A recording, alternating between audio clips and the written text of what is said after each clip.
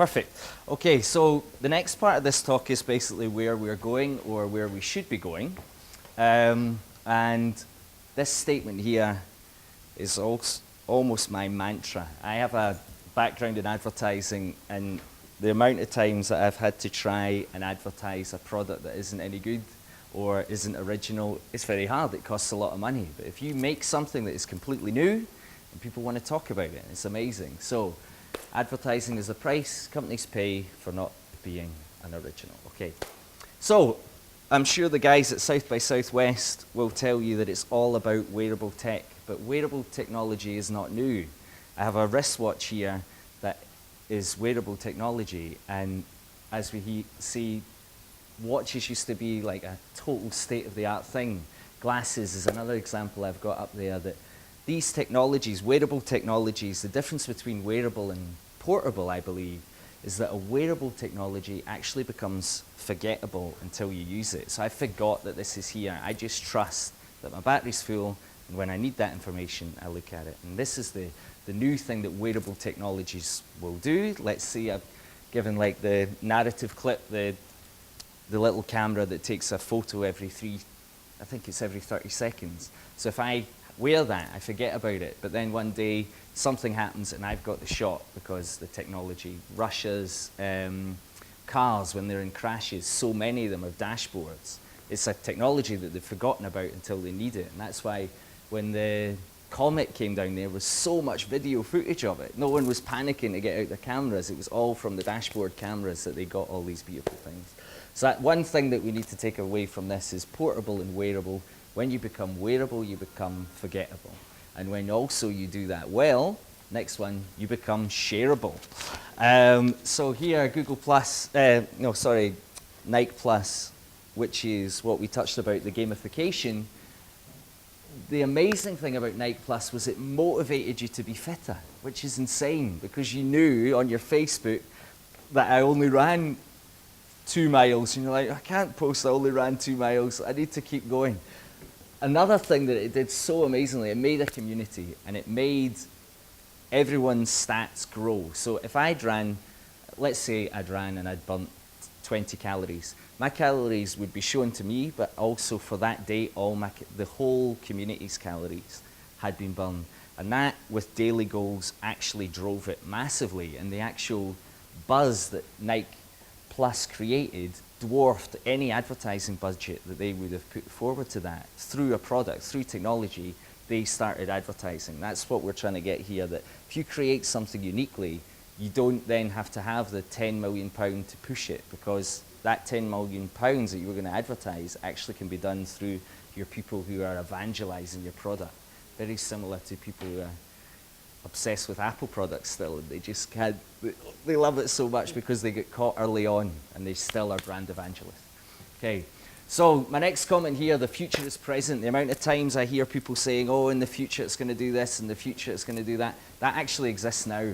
This is a chameleon scarf. This scarf is amazing. I can dress whatever I want. I take my scarf out, it reads what I'm wearing, and it changes color to what I'm wearing. So I never need another scarf. It's going to change.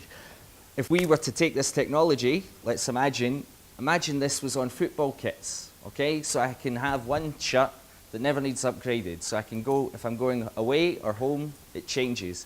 If I stand next to 3 of my friends, it starts reading. This technology exists, and it should be embraced. We should be pushing this to actually clients and customers, saying, you know what, you can blow everyone out the water, because this is attached to the internet, so we know the internet. Now we need to learn this new phase.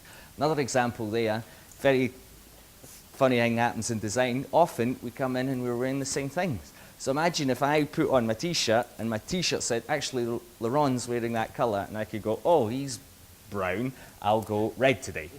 He's not always wearing brown. So that's a practical example. Next one that loads of people will be talking about is the Internet of Things. This is probably the most exciting thing that I'm very excited about this, because I also love products, and I think the joy of enabling smart products is an amazing potential for advertising and for us. So I've given 3 examples. The first one, the plant pot. So imagine if your plant pot can tell you when it's thirsty. So I'm at work, come home, and my plant pot, hey, Stephen, I'm thirsty. Be amazing.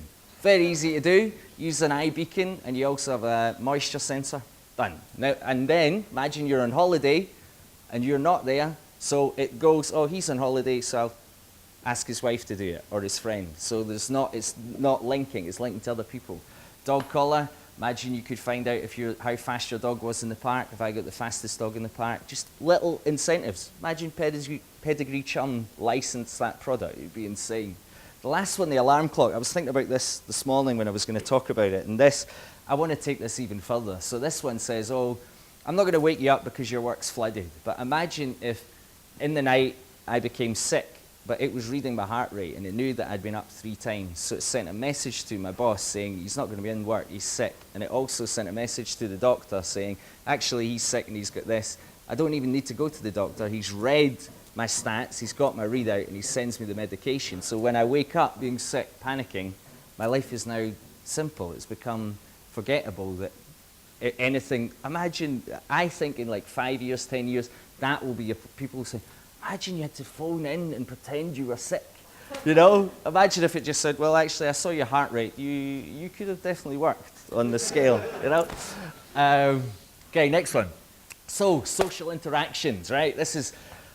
Anything can be, this is why I was saying everything I believe can be a game. So these two guys, right? These two guys hate each other. This guy actually broke his mentor's arm. So there's a lot of pressure between these two guys. But at the moment, they're doing a face-off. Imagine, not only can we see them looking at, but we could see in, like, actually what their mind was saying. If he was saying, I'm really, really scared. He broke that guy's arm and he's a better fighter than me.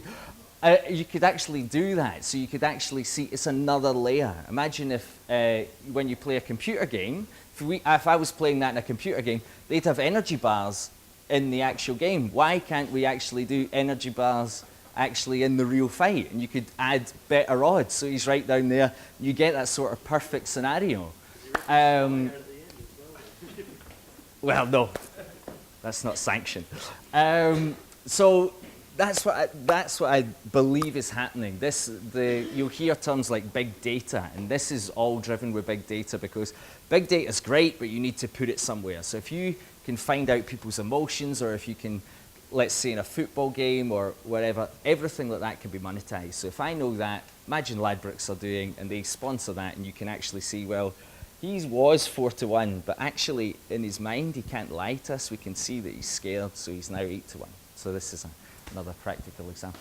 I think I have one more slide. So yeah, the last thing I want to do is just say, and Grant touched upon this, on and offline, the spaces and the barriers are dissolving. So the internet, it will soon, very soon, be apparent that I don't know when I'm on the internet or off the internet because I'll be connected. I'll have wearable technology that I've forgotten about. Is it in my shoes, wherever? I will be giving data to somewhere. And that is a fantastic place, I believe, for Equator and for our clients to actually, to get them excited and for us to really push forward and look at these opportunities. And instead of just saying, oh, we can have a website, just say, yeah, we can do your website, that's fine, and you can do the app. But there are so much more possibilities that we need to consider and push through. And we have one more thing, if you close this down. We're going to send this one. We're going to send our business development boys out with this new mindset. So I think it's only fitting that we use the internet to do that.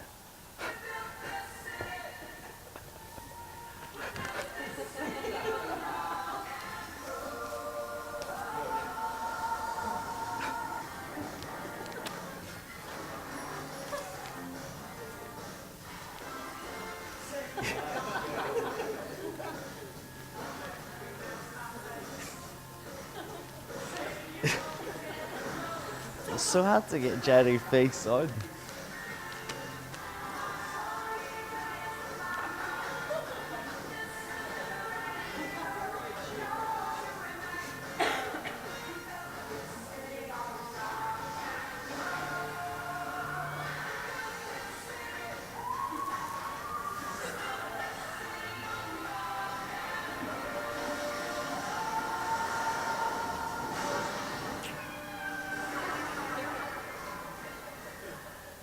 Okay, this is another example, I just want to say that 3, they're not the best phone company or phone provider on the market, but what they did do, they knew that. So instead of saying, oh, see our tariff, they just built something that was fun, that worked, that people would engage in. And that is, I think, what we need to consider when moving forward. Yeah, it worked. Yeah. Okay, thanks.